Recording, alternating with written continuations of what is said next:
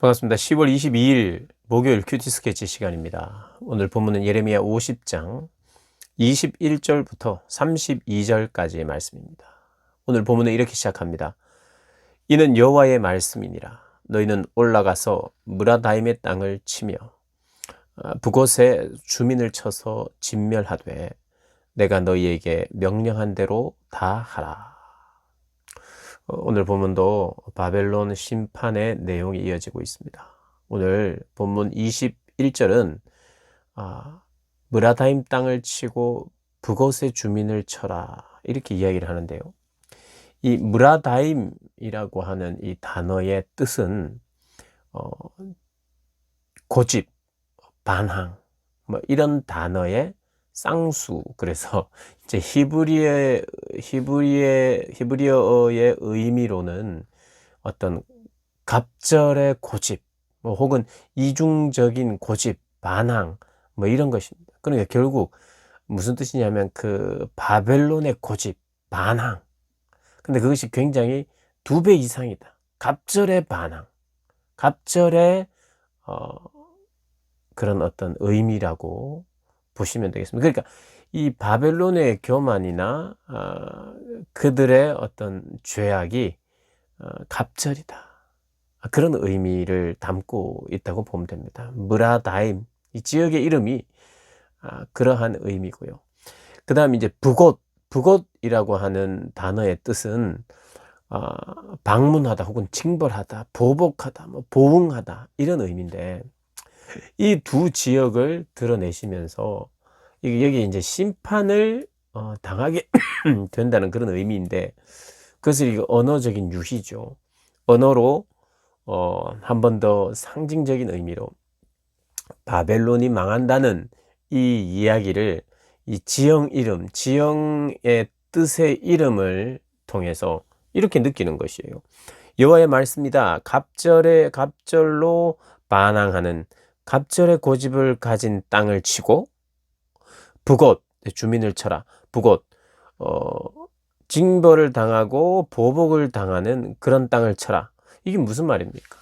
결국에는 진멸한다는 뜻이고 망한다는 뜻인데, 바벨론의 반항과 바벨론의 고집을 드러내고 또 이것으로 말미암는 하나님의 방문, 하나님이 방문하신다는 것은 그냥 이 바벨론의 그 고집이나 죄악 때문에 하나님이 방문하면 어떤 일이 생깁니까? 머리를 쓰다듬어 주는 게 아니죠. 심판이 있다는 겁니다. 그러니까 바벨론의 고집과 반항과 교만과 그들의 죄, 그것 때문에 하나님이 방문하시면 하나님은 보응하시는 것이고 하나님은 보복하시는 것이죠. 그래서 그런 내용이 나오는 것입니다. 하나님 보응하시고 보복하시는 하나님이라는 거. 그러면서 이 바벨론은 경험이 없었어요. 어떤 경험? 침략을 당해본 경험이 없었습니다. 침략을 당해본 경험이 없었고 자기 나라에서 전쟁을 한 적이 없었어요. 왜냐하면 침략을 늘 했으니까. 늘 침략을 해서 정복하니까 그들의 땅에서 뭔가 자기들이 당한다는 건 한 번도 상상을 못했던 거예요. 그러니까 하나님의 그 징벌이라는 것은, 보복이라는 것은 불현듯 찾아오기도 하면서 동시에 내가 한 번도 그 그림을 안 그려봤어요. 상상을 안 해본 거예요. 자기 땅에서 성들이 무너지고 나의 집이 무너지고 불타고 없어진다는 생각을 해본 적이 없어요. 왜냐하면 그들은 늘 승전보를 들었거든요. 그들은 전리품을 들고 들어오는 병사들의 소리를 들었어요. 그들의 함성과 그들의 승리 기쁨의 소리를 들었는데, 오늘 이제 이 심판을 통해서 듣게 되는 소리는 싸움의 소리라는 거예요. 22절에 싸움의 소리와 파멸이 있다. 한 번도 생각해 보지 못했던 그런, 얼마나 당황스럽겠어요. 전쟁도 모르고 살았고 침략만 하던 바벨론이 침략을 당하고 망하게 되는 소리가 들릴 것이다 라고 이야기하는 것입니다. 그러면서 25절부터 쭉 내용을 보면요, 하나님께서 마치 곡식더미, 26절에 보면 곡식더미처럼 쌓아 올려서 진멸하고 황소를 다 죽이고, 이런 내용은 이 전쟁 중에 있는 내용이면서도 동시에 이 하나님께서 바벨론 땅에서 도피한 자의 소리요 시온에서 우리 하나님 여호와의 보복하시는 것 그의 성전에 보복하시는 것을 선포하는 소리로다. 하나님의 보복하는 소리가 이게 들리면서 망하는데 황소도 다 죽이고 곡식 더미도 다 가지고 나와서 태우라. 이런 의미가 시온 우리의 성전 이야기와 연결이 되면서 뭐냐 하면 너희들이 지금 전리품으로 뺏은 것들 너희들이 부유한 이 모든 것은 하나님의 것인데 하나님께 드려라고 하는 제사의 어떤 형식으로 이해가 가능한 본문입니다. 그게 성전이 나오고 예루살렘의 회복이 나오고 이스라엘의 회복이 나오면서 그들에게 하나님 앞에 드려져야 되는 이제 헤렘 전쟁이라 그래서 하나님께 다 태워 하나님께 드리는 어떤 전쟁이 헤렘 전쟁입니다. 그러니까 하나님께서 바벨론의 그 모든 것들을 태워 없애는 마치 진멸해서 하나님께 다 태워 드리는 것 같은 그런 뉘앙스를 풍기고 있는 내용이 오늘 내용이다. 그러니까 즉 하나님께서 실제로 하나님의 전쟁인데 바벨론을 무너뜨리면서 그것은 다 하나님의 것이고 하나님께 드려져야 된다는 의미. 그리고 그 전에는 그들이 교만했어요. 그들이 자기들의 것이라고 생각해 자기의 힘이라고 생각했어요. 그러나 그것은 다 하나님께. 그러니까 하나님께 원상복귀 되는 거예요. 하나님께 드려지는 황소도 곡식도 드려지는 게 다시 회복되는 것이라는 거예요. 이 바벨론은 변방의 작은 나라인 이스라엘의 하나님이 온 열방의 하나님이시고 동시에 온 열방을 세계를 심판하시고 구원하시는 하나님이라는 건 꿈에도 생각은 못했던 거예요. 그러니까 건들면 안 되는 나라였어요. 건들면 안 되는. 왜냐하면 하나님의 나라고 하나님의 백성들의 나라예요. 하나님이 선택한 백성들.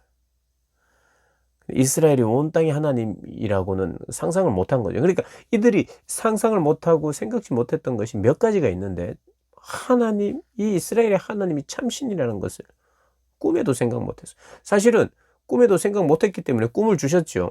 어떤 면에서는 느부갓네살에게 하나님이 어떤 분이신지를 알려주셨잖아요. 바벨론에게 꿈을 통해서 사실은 조금씩이라도 알려줬고 힌트를 줬는데 그래도 그것을 잠깐 인정했을 뿐 진짜 열방의 오직 한 분이신 하나님으로 바벨론은 인정하지 않았고 교만했죠. 교만했어요. 다니엘이 그때 하나님의 지혜와 하나님의 능력과 은혜로 그런 하나님됨의 영광을 드러냈지만 그럼에도 불구하고 그 왕들과 바벨론은 하나님께 엎드리지 않았어요. 교만입니다. 교만.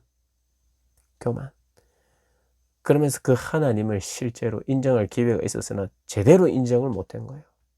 이게 교만이죠. 그리고 침략만 하면서 살 거라고 생각했으니 전리품을 언제나 받을 거라고만 생각했고 조공을 언제나 받을 거라고만 생각했죠. 그러나 그것을 전부 다 빼앗기고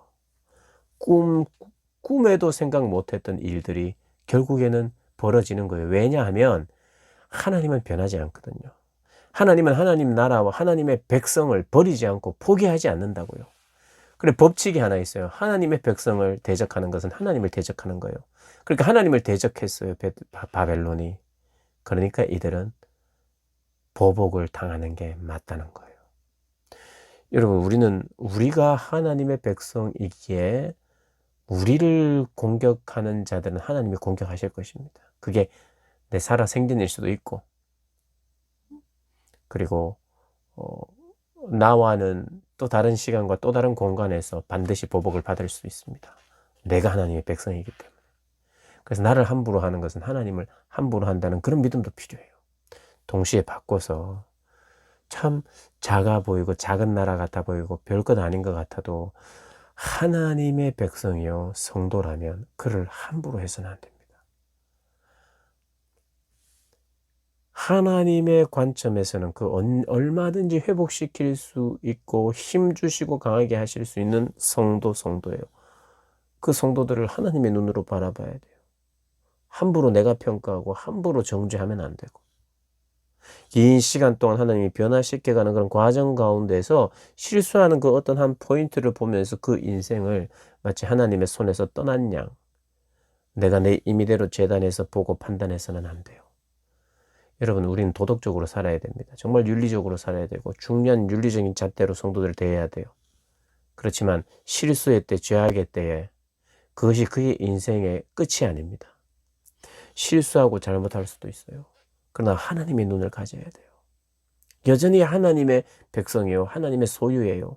그를 함부로 내가 재단하고 함부로 이야기하고 함부로 평가하다가는 내가 그 평가를 당하게 된다는 것도 반드시 기억해야 됩니다.